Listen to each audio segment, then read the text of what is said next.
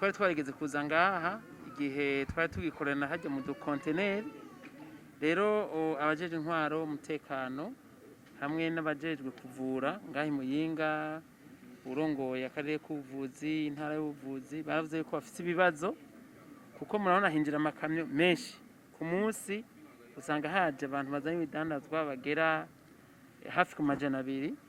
Twarasabye leta ku buryo ko uburyo bwoboneka, turasaba n'abajeje intwaro kugira ngo ikibanza kiboneke bikunde dushireho ibi mwabonye ni nk'ibitaro mu bisanzwe mobile, aho rero ubuye mubona yuko byoroshe ko kare twaza kubipimira i Muyinga ku bitaro, abantu bagasanga bamaze kwinjira hariya mubona hari aho oberi ikorera, tugasanga mu bijyanye n'amagara y'abantu hari agahatse. Ubu rero biroroshe, ni nk'urugo murabona ko hagutse, intebe zikwiye, abantu rero bose bashika baberetse ingene bigenda, bashika bakaraba.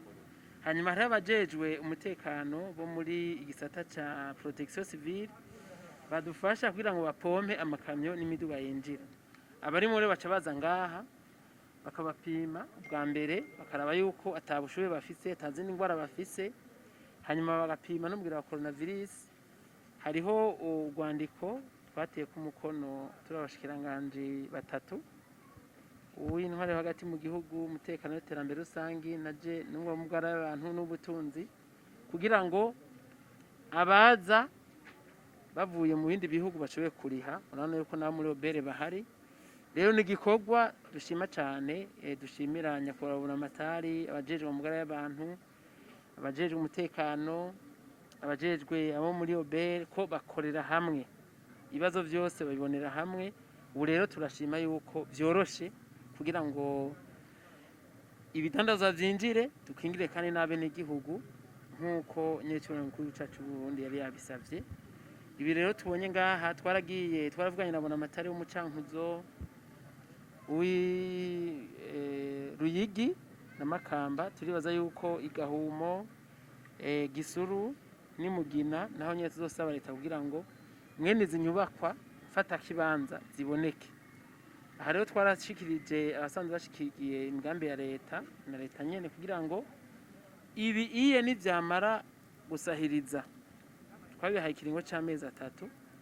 Twaciye dusaba rero abajeje intwaro yuko botwereka n'ikibanza dushobora kubakamwo inyubakwa z'amaho zikoreramwo iyo migwi uko nayivuze, kugira ngo kuko umupaka uzokwamukora kandi mu ntumbero yo gukinga ibiza muri rusangi, kuko murazi yuko coronavirus yitayemwo, mugabo hariho Ebola naho nyene twaguma dukorana. Rero biza bikunda kushikira ku isi, usanga izo ngwara zandukira abantu uko bagenda baja mu kimipaka n'iyindi. Tubona vyo bavyiza hubatswe inzu z'amaho ku mipaka y'u Burundi, aho abajeje umutekano, abajeje mu magara y'abantu n'intwaro bama bakorera iminsi yose. Ikigo cyo ngaha Ikobero kubera haca abantu benshi, kuko benshi barihenda bakibaza yuko abantu binjira ngaha bavuye muri Tanzania, sivyo. Hari abava Dar es Salaam n'ivyo, harava i Nairobi, harava mu Uganda. Rero ivyegeranyo dufise mu bantu bamaze kurenga 132 tumaze gupimira ngaha tugatora binjiranye umugera wa coronavirus, kandi bose turabavura, benshi barakira. Rero vyerekanye yuko twaje hageze, kuko iyo abo bantu bose bashika ku 132 bari bashoboye kwinjira mu gihugu hagati ataba bapimye, murumva yuko tuba twagize ibibazo binini.